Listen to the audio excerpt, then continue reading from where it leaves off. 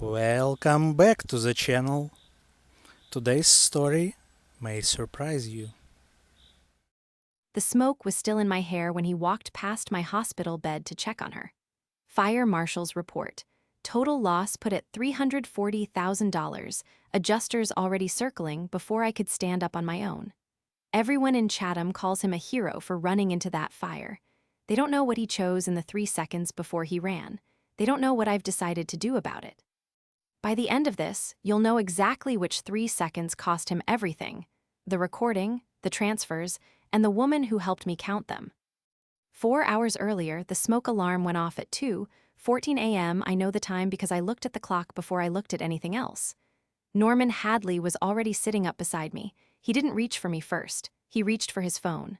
"Fire's in the kitchen," he said. Heat was already crawling under the bedroom door. I grabbed his arm. He pulled free. "Georgia's down the hall," he said, and he was gone before I finished asking why that mattered. Georgia Langford had been sleeping in our guest room for 11 days. Her kitchen renovation, she said. A favor between friends, I thought, until that exact second in the hallway. I crawled toward the stairs instead, coughing, one hand on the wall. Smoke doesn't look like the movies. It looks like nothing. It just takes the air away. My knees gave out on the landing. The last clear thing I remember is a boot near my face and someone shouting a number over a radio. A firefighter carried me out over his shoulder. Through the smoke, I saw a second shape moving ahead of us, low and fast, a man with someone else in his arms. I opened my eyes on the lawn in time to watch Norman walk out the front door carrying Georgia in both arms. Neighbors were already filming on their phones. He set her down on the grass, gentle, careful, like she was made of glass. Then he looked up and found the cameras, not me. "I couldn't leave her," he told the crowd, voice cracking on cue. Someone in a bathrobe started clapping. Nobody asked where his wife had come from. A second firefighter walked past him carrying my oxygen tank, and Norman didn't even turn his head. He was watching the phones watch him. And what that phone kept showing me after that, I wasn't ready for. Hit like and subscribe so you don't miss the ending, and tell us in the comments where you're watching from. The paramedics put an oxygen mask on me and wheeled me to a separate ambulance. Norman rode with Georgia. I watched the doors close on both of them from my own gurney. At Chatham General, they rolled both gurneys into the same ER bay, curtains apart, waiting for rooms to open up. Norman walked in from the hallway and went straight past the foot of my bed without stopping. He didn't slow down. He didn't look at me. He pulled Georgia's curtain back and took her hand instead, already asking if she was in pain. A nurse assigned rooms 20 minutes later and split us onto different floors, 2 apart. Norman didn't come up to mine until visiting hours, and when he did, he brought flowers meant for someone else's room. "Wrong door," he said, laughing it off, setting them on my tray table anyway. I didn't say anything. I just watched his hands while he talked. His hands weren't shaking. A man who almost died doesn't set flowers down that steady. A nurse came in to check my oxygen levels, and he turned the charm on for her too, telling the story again, bigger this time. "I just ran," he said. "Didn't think twice." 2 versions of the same lie in one afternoon. His sister called while he was still in the room, and he put her on speaker without asking me. "He's a hero, Rosemary," she said, like I hadn't been there. Norman just smiled at the phone. A fire investigator from the county came by before dinner, notebook out, asking about the guest room and who'd been staying in it. "Family friend," Norman said, fast before I could open my mouth. "How long has she been with you?" the investigator asked. Norman said a few days. I said 11 at the same time, and the room went quiet for a second. The investigator wrote something down and didn't look up. "I'll need to walk the second floor once the structure clears," he said. Norman told him that wouldn't be necessary, that the cause was obviously the stove. "That's not really your call, sir," the investigator said, and closed his notebook. It was the first time all day I'd watched someone else refuse to believe Norman. After the investigator left, I finally asked Norman straight. "Why did you go to Georgia first?" "I wasn't thinking," he said. "Smoke does that. You don't remember choosing anything." He reached for my hand like that would settle it. I let him hold it. I didn't pull away, and I didn't argue. I just filed the sentence away, word for word, the way you'd file a receipt. Alice Stafford came by that evening with a duffel bag of clothes and a look on her face I hadn't seen since law school. She'd heard the story from 3 different neighbors already, 3 different sizes. "Rosemary, that's not what confusion looks like," she said, sitting on the edge of the bed. That's a decision. People don't run past their own wife by accident. I know, I said. I was in the room. Norman came back in before Alice could say more, holding 2 coffees, handing her one like they were old friends splitting the vigil. She thanked him. Her eyes didn't move off mine. He stayed 20 more minutes, talking over both of us about insurance adjusters and contractors, already rebuilding a house he hadn't grieved yet. Then he kissed my forehead and said he had to check on the house. He meant check on Georgia. I didn't correct him.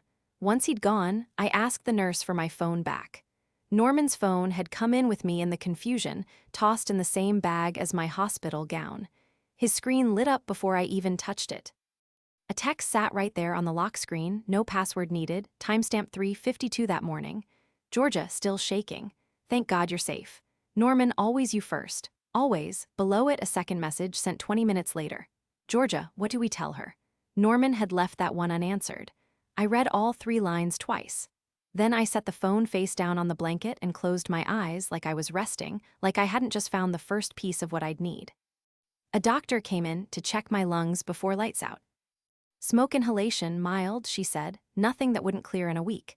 I asked her to write down the exact time she examined me. She looked at me strange and did it anyway. I lay there afterward with my hand flat on my own chest, feeling it rise and fall, counting the seconds like I'd counted his. 18 years married. 11 days with Georgia down the hall. 3 seconds in a doorway that told me everything. 12 hours ago, I was a woman who trusted her husband in a burning house. Now I was something else, and Norman Hadley had no idea the fire wasn't over. We moved into a rental on Larkin Street while the house got rebuilt. Norman picked it because it was 2 blocks from Georgia's apartment. He called that a coincidence. 10 days in, he had the rescue story down to a performance. He told it to the mailman. He told it to my mother on speakerphone twice. I just went with instinct, he said at dinner, plating pasta like a man being interviewed. You don't think in a fire. You just move. You move toward the guest room, I said, not looking up. He set the serving spoon down harder than he needed to. Are we doing this again? He said. I told you what happened. Smoke, confusion, I grabbed whoever was closest. She wasn't closer, I said. I was 3 feet from you. He didn't answer that. He refilled his water glass instead, hand steady as ever. His phone buzzed on the counter. He glanced at it, then flipped it face down, casual, like I hadn't watched him do the exact same thing in the hospital. Who's that? I said. Contractor, he said. I let it sit. I'd learned in 11 days that pushing too hard made him careful, and careful was worse than lying. The next morning, I opened a new account at a bank across town, one Norman had never set foot in, and moved $6,000 out of our joint savings under medical costs, Chatham General. He never checked that account. He'd never once in 18 years looked at a bank statement longer than the balance line. I moved another $4,004 days later. He still didn't look. An alert popped up on the shared kitchen tablet 3 days after that, a transfer confirmation flashing across the lock screen while Norman refilled his coffee behind me. What's that? He said, reading over my shoulder before I could clear it. Fire Recovery Fund, I said. Alice set it up for the deductible. He nodded, already bored, and asked if there was more coffee. I exhaled once he turned around. It was the first lie I'd told him that he'd actually swallowed whole. The county's final fire report came in the mail that Friday, a thick manila envelope with Norman's name on the front. He tore it open standing in the kitchen. Electrical fault behind the stove, he read out loud, relieved. Accidental. See? I told that investigator it was the stove. He set the report on the counter and went to shower, satisfied. He never made it to page 4. The one listing, 2nd floor bedroom occupied by a non-family member. Minimum 11 days prior to incident, per resident interview. I read that page twice while the shower ran, then photographed it and slid the original back into the envelope exactly where he'd left it. Georgia had a follow-up appointment at the same hospital that Thursday, same building where they'd wheeled us in on separate gurneys. I found the schedule on Norman's calendar, which he also never locked. I waited in the hallway outside the pulmonology wing until she came out alone. She saw me and froze, keys halfway into her coat pocket. Rosemary, she said, I wasn't sure you'd want to. 11 days, I said. That's how long you were in my guest room. How long before that were you somewhere else? Her face did something she didn't mean it to do. A flinch, then a scramble to fix it. It's not what you. Don't, I said, just tell me how long. 14 months, she said, fast, like the number had been sitting behind her teeth for a year. It started before the renovation, before any of it. I didn't flinch. I said thank you and I walked to my car, and I sat there for exactly 4 minutes before I started the engine. 14 months, 18 years. I did the math the whole drive home. I sat in the parking lot with both hands on the wheel and didn't turn the key right away. 14 months ago, I'd hosted his 40th birthday. She'd been at that party, holding a paper plate, congratulating me on the cake. That night, Norman came in smelling like her perfume and didn't bother showering first. He kissed the top of my head like he did every night now, performing husband even when no one else was watching. Good day? He asked. Productive, I said, and meant it in a way he couldn't hear. 2 nights later, his mother hosted a dinner to celebrate the family surviving. Norman stood up before dessert and told the fire story again, longer this time, with a new detail about carrying Georgia down 2 flights instead of 1. There was only 1 flight, I said, quiet, not even looking up from my plate. The table went still for a second. Norman laughed it off, said I was still shaken up, still not remembering things right. His mother patted my hand like I was the confused one. Nobody at that table had been inside the house. I had. She's had a rough month, Norman, his mother said, like I wasn't sitting right there. Give her some grace. Norman nodded, solemn, playing the patient husband for an audience of 4. I'm not confused, I said, setting my fork down. I know exactly how many flights of stairs there were. Nobody at the table answered that. Norman's jaw tightened, just slightly, just enough for me to see it and no one else. He changed the subject to the contractor's timeline before anyone could ask me anything else. I let him. Every deflection was one more thing Alice could write down later. Alice came over the following weekend with a legal pad and 2 coffees, and Norman was out checking on the contractor, which by then meant one thing to both of us. You've got a text confirming the affair predates the fire, Alice said, flipping pages. You've got 2 account movements he hasn't noticed. That's a start, not a case. What's a case? I said. Documentation he can't talk his way out of, she said. Recorded, dated, in front of witnesses if you can manage it. Right now it's your word. You want me to record him, I said. I want you to think about whether it bothers you first, Alice said, setting the pad down. Because it should, a little. That's how you know you're still you. I sat with that for a second. Then I told her it didn't bother me nearly as much as 11 days had. 14 months, I said, and watched her write it down. Confirmed from Georgia herself at the hospital. Alice's pen paused over the pad. That changes the filing, she said. Predating the marriage's rough patch means it's not a midlife slip. It's a pattern. Judges read those differently. She underlined the number twice. Good, I said. I want it read differently. Norman came back 40 minutes later, jingling his keys, smelling like fresh paint that wasn't from any contractor's van. He kissed my head again. Alice watched him do it and didn't say a word. Everything all right in here? He asked, eyeing the legal pad. Insurance paperwork, Alice said smoothly, sliding it into her bag. He nodded, satisfied, already checking his phone. It buzzed twice more before he set it down. I caught one word on the lock screen before it went dark, Georgia. Alice packed up her legal pad and paused at the door on her way out, Norman still in the kitchen out of earshot. One more thing, she said. The next move has to be public or it doesn't stick. He's too good a liar behind closed doors. I told her I understood. I'd been watching him lie behind closed doors for 18 years.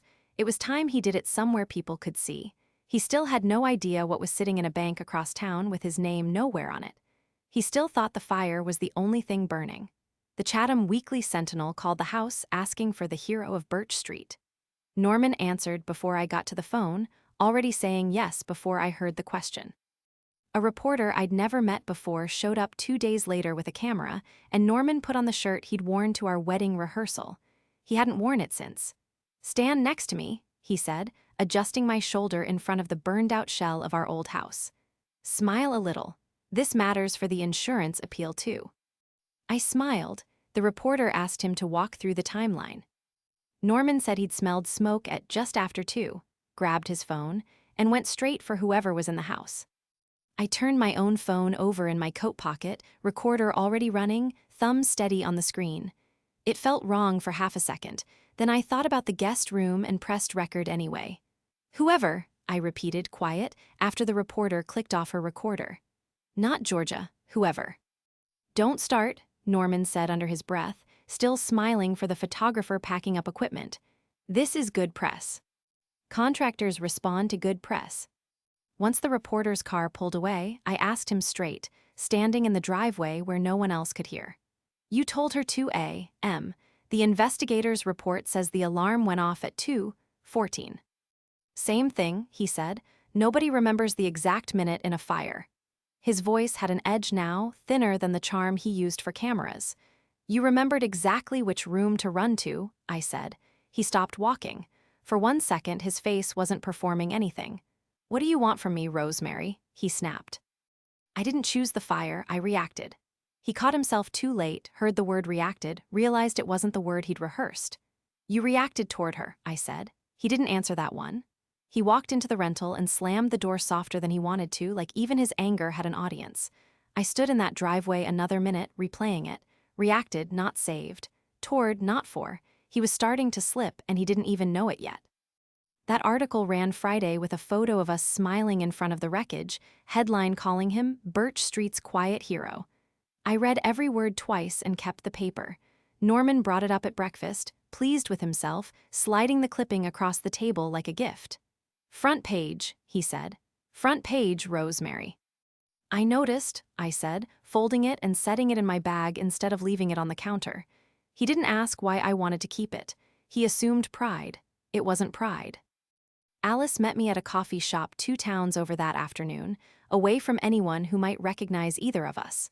I handed her the clipping along with a printed transcript of the interview audio I'd recorded on my phone from my coat pocket. He told a reporter 2 different origin times, Alice said, scanning it. On the record, printed with his name under it. That's not confusion anymore. That's a story he's committing to in public. Is that useful? I asked. It's more than useful, Alice said. It's a sworn narrative he can't walk back without admitting the first one was a lie. People don't like admitting that on the record twice. She slid the transcript into a folder already thick with bank printouts and the note from the doctor about my exam time. The folder had a name on the tab now, Hadley v. Hadley. I looked at that tab for a second longer than I meant to, Alice noticed. Still with me? She asked. I'm the one who opened the folder, I said. There's one more thing, Alice said, pulling out a printed page. The insurance appeal he mentioned to the reporter. He filed it under both our names, but the payout account listed is his alone. He set up a separate account, I said. 3 weeks ago, Alice said. Before the interview, before the bracelet. He's been planning his own exit while performing devotion for the cameras. I sat with that a moment, the coffee going cold in front of me. 18 years, and I was only now learning how many versions of him existed at once. That Saturday, Norman came home with a box from the jewelry store on Main, the good one, the one we'd never actually used in 18 years. He set it on the kitchen table like an offering. I know I've been distracted, he said. The fire, the stress, the interviews. I want us to get back to normal. He opened the box. A bracelet, gold, the kind that cost more than the guest room furniture that had burned. It's beautiful, I said, and let him fasten it on my wrist, hands not shaking at all. Same steady hands from the hospital. Georgia's been a friend through this, he said, testing the water, watching my face for a reaction. Nothing more, I need you to know that. I know exactly what she's been, I said calm, letting the bracelet catch the kitchen light. He relaxed a little, mistaking my calm for belief. Then we're okay, he said, pulling me into a hug I let happen. Over his shoulder, I could see his phone lighting up on the counter, Georgia's name flashing once before the screen went dark again. We're okay, I echoed, and felt him exhale against my hair, certain he'd won something back. Our neighbor Diane stopped by the next morning to drop off a casserole and saw the bracelet on my wrist before she saw my face. Norman really is trying, she said, admiring the gold. Not every husband would. No, I said, not every husband would. She left the casserole on the counter and told me how lucky I was, how the whole street was talking about what he'd done in that fire. I thanked her and closed the door. He had no idea I'd already photographed the bracelet's receipt while he was in the shower, dated 3 days after he'd told his mother money was tight from the rebuild. Another contradiction, another page for the folder. I laid the receipt next to the printed transcript that night after he fell asleep, lining the dates up on the kitchen table like a hand of cards. Interview, 2:15. Bracelet, 3 days later, $2,800, paid in cash so it wouldn't show on a statement he thought I never checked. He told his mother the rebuild had drained us dry the same week he dropped $3,000 on gold. I photographed the two side by side and sent the image to Alice before I went to bed. 12 days ago, he'd walked past me in a hospital bed. Now he was buying me gold with one hand and texting her with the other, certain both hands would stay hidden forever. Norman slid a stack of papers across the kitchen table on a Tuesday morning, pen already clicked and ready. New joint line of credit, he said, for the rebuild. Just needs your signature. I read the first page. My name, his name, a $90,000 limit, and a payout clause routing any excess straight into the account Alice had already flagged. No, I said, sliding it back. No, he laughed, short like I'd misheard. It's for the house, Rosemary, our house. Then open it in your name, I said. You've clearly got practice opening new accounts. His face changed for exactly 1 second before he caught it. What's that supposed to mean? Nothing, I said, standing, taking my coffee to the sink. I'm not signing anything I haven't read twice. He picked the papers back up jaw tight and told me I was being difficult for no reason. I told him no was a complete sentence and left the kitchen. 3 days later, a courier delivered a manila envelope to the rental addressed to both of us. Norman opened it standing in the doorway, and his face went the color of the smoke detector he'd once run past. What is this? He said, flipping through pages with his own name printed under quotes he recognized. This is from my interview. This is a sworn statement of contradictions, I said, filed 3 weeks ago. You've had a lawyer for 3 weeks. His voice cracked on the number, not the fact. You've been planning this while I was. While you were buying a bracelet in cash so it wouldn't show on a statement, I said. He went quiet. That was the first time in 18 years I'd finished a sentence he couldn't answer.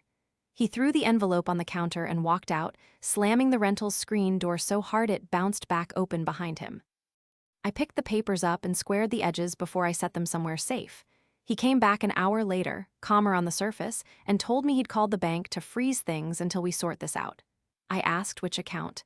He named the joint savings, the one that had held nothing worth freezing in 6 weeks. Go ahead, I said. He looked at me like I'd handed him a punchline he didn't understand yet. You think this is funny, he said. I think you're 6 weeks behind, I said, and walked past him to the sink. He stood there a long moment, phone still in his hand, recalculating something he couldn't quite name. That Friday his old college friends held their annual cookout, the one Norman never missed, the one where he held court over a grill and told stories that got taller every year. She's had a rough time, he told Marcus, a friend I'd known almost as long as I'd known Norman, gesturing my way with a spatula. Fragile since the fire. Doesn't remember things quite right. I remember the flight of stairs fine, I said, loud enough for the 4 people near the grill to hear. A few of them laughed, not at me. See what I mean, Norman said, forcing a grin, missing that the laugh hadn't gone his way. Confused. Marcus's wife, Denise, caught my eye across the patio and didn't laugh at all. She'd read the Sentinel article. She'd also heard, from somewhere, about Georgia. Norman kept talking, kept performing, telling the fire story a 4th version now, each one a little further from the truth, each one another page for Alice's folder. To Norman, Marcus said, raising his beer, for running into a burning house. Everyone toasted except Denise, who watched me instead of him, her glass staying low on the table. Later, refilling drinks, Denise leaned close enough that only I could hear. If you ever need somewhere to stay, she said, our guest room's yours. No questions. I thanked her and told her I might take her up on it, just not for the reason she thought. You're really doing great, he said to me later that night, unprompted in the car. Handling all this so well, I was worried you'd fall apart. I'm not the one who's going to fall apart, I said, watching the road instead of him. He glanced over, uneasy for half a second, then laughed it off like everything else. The following week, Alice called with a number that made me sit down at the kitchen table before I answered. The affair didn't stop at 14 months, she said. Georgia's employer records show she took unpaid leave the same 3 weeks Norman told you he was at a conference in March. Same dates, same city. He told me that conference was for work, I said. It was for her, Alice said. I have the hotel folio, 2 names on 1 reservation. I drove to George's apartment that evening without calling first. She opened the door already looking like she expected me. I know about March, I said. The conference that wasn't a conference. Her shoulders dropped. He told me you two were basically done already. He said it for years. We weren't done, I said. We had a house. We had a wedding I planned for 8 months. We had 18 years, and he was in a hotel with you in March telling you it was already over. She didn't argue. She just stood there in the doorway, and for the first time she looked less like a rival and more like someone else he'd lied to. It's coming for both of you, I said, not just him. I want you to know that before it lands. What does that mean? She said, voice small now, none of the panic from the hospital hallway left in it. It means find your own lawyer, I said, because his is going to be very busy explaining a $2,800 cash bracelet and a hotel folio with your name on it. I left before she could answer. Behind me, through the thin apartment wall, I heard her start crying, and I didn't feel a single thing I recognized as guilt. I drove home past the burned lot where the new frame was already going up, studs bare against the sky, and pulled over for a minute just to look at it.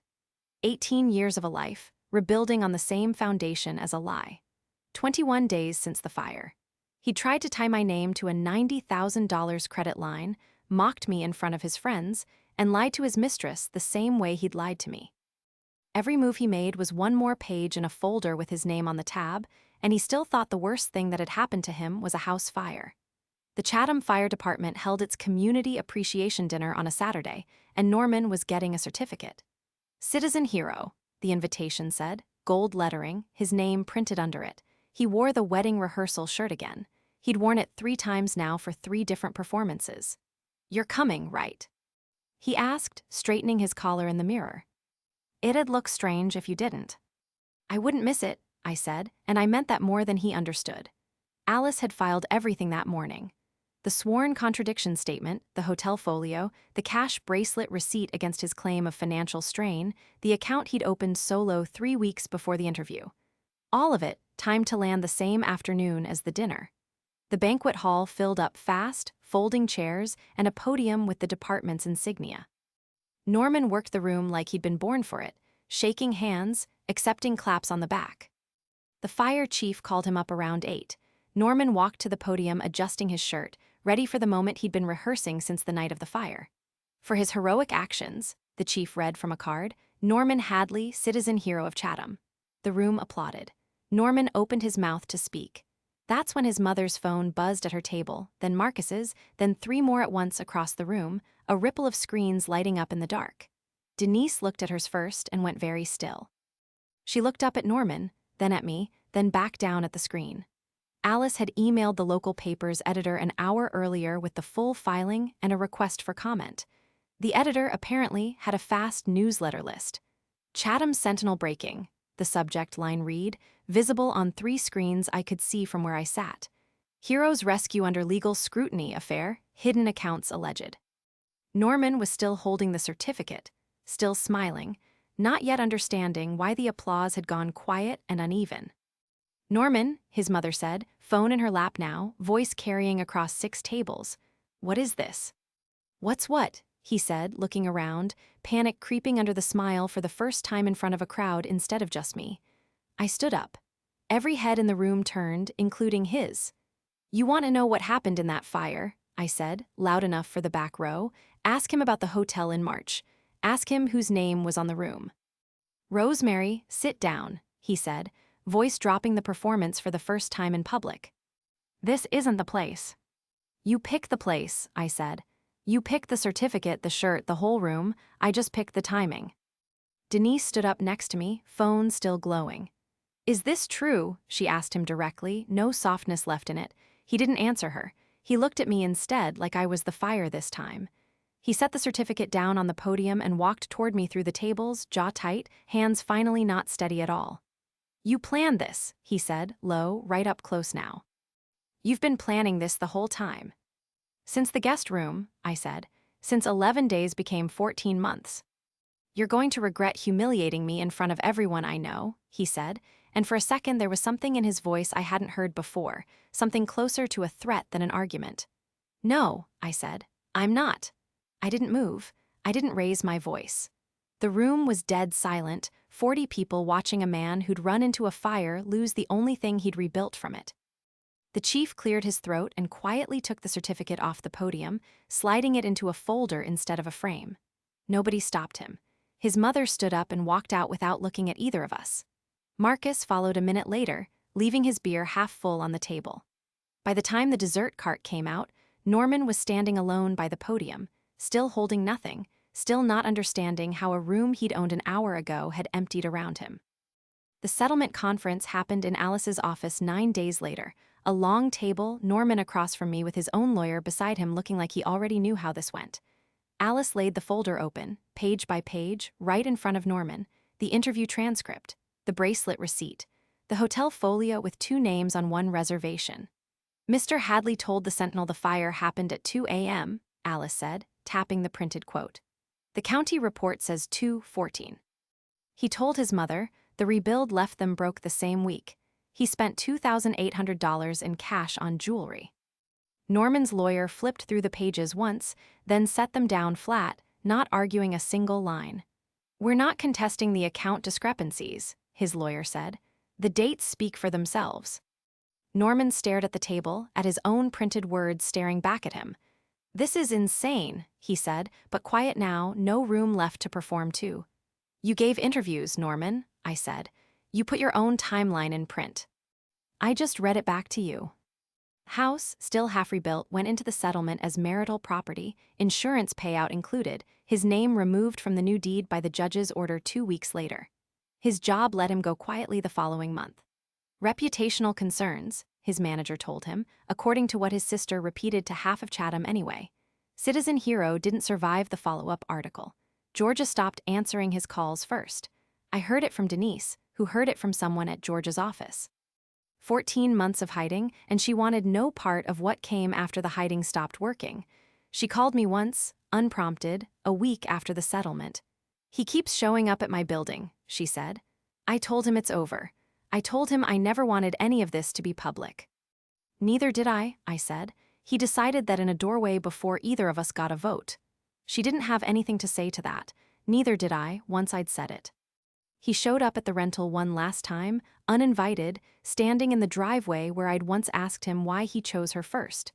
'You destroyed everything,' he said. 'The house, my name, all of it.' 'You destroyed it in the doorway,' I said. 'I just made sure everyone found out.' He didn't have anything left to say to that. He got back in his car and drove off toward an apartment his mother was already paying for, and I went back inside and closed the door. 6 months after the fire, I closed on a small house 2 streets from the rental, paid in full, no mortgage, no name on the deed but mine. I ran into Norman at the hardware store the week I moved in, both of us reaching for the same aisle of paint samples. He looked thinner. His shirt wasn't the wedding rehearsal one anymore.